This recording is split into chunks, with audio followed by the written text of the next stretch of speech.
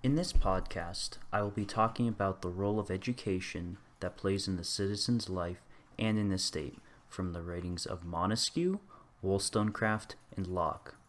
All three of these philosophers were able to share their ideas of education through their writing, and some ideas are even used today in everyday life. I chose the topic of education because I believe that these three philosophers made a massive impact in their writing about the education of citizens. Montesquieu writes about the education within a monarchy, despotic, and republican governments, while Wollstonecraft talks about education of women, and Locke talks about more broad ideas that connect to the discussion of education with citizens.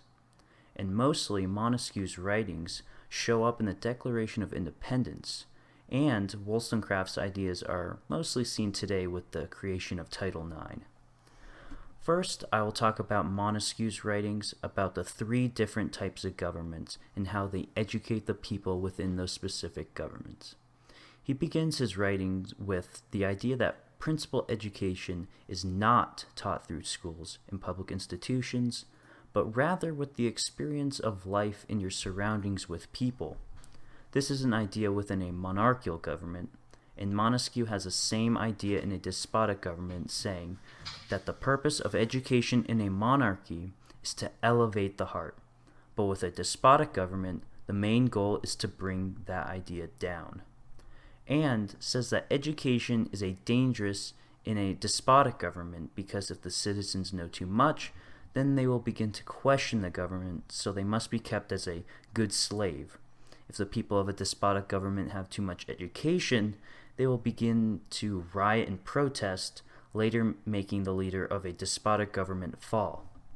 And finally, Montesquieu says that in a republican government, in order to preserve it, one must love it, and later goes on to tell how this type of government depends on establishing love and how education should help inspire that.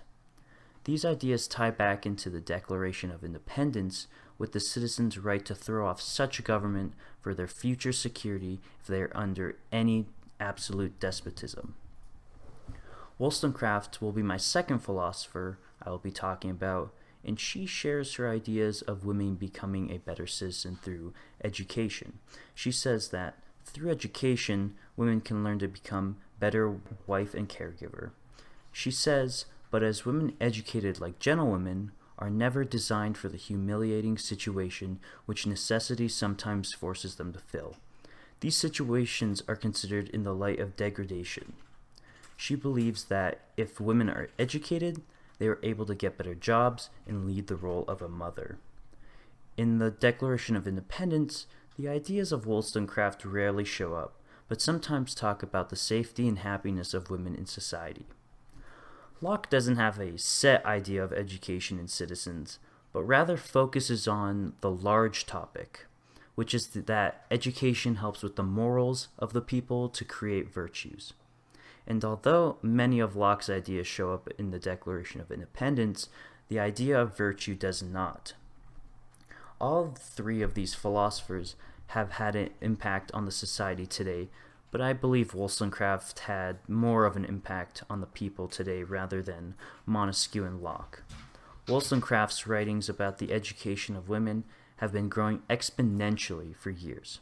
She believed that giving women more of an opportunity to get jobs and voting will help from education, and laws have been made to make this happen.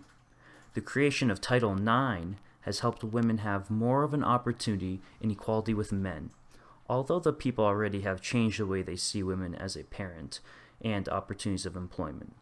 Title IX is able to give more benefits and opportunities to women, such as more sports teams, changing gender stereotypes, and in all, increase the self-confidence in women. Montesquieu and Locke aren't seen as prominently in American society today, but both share the idea of educating the people to make a better society. In all three of these philosophers share the same ideas of education and reflecting it into society, but Wollstonecraft is mostly seen today.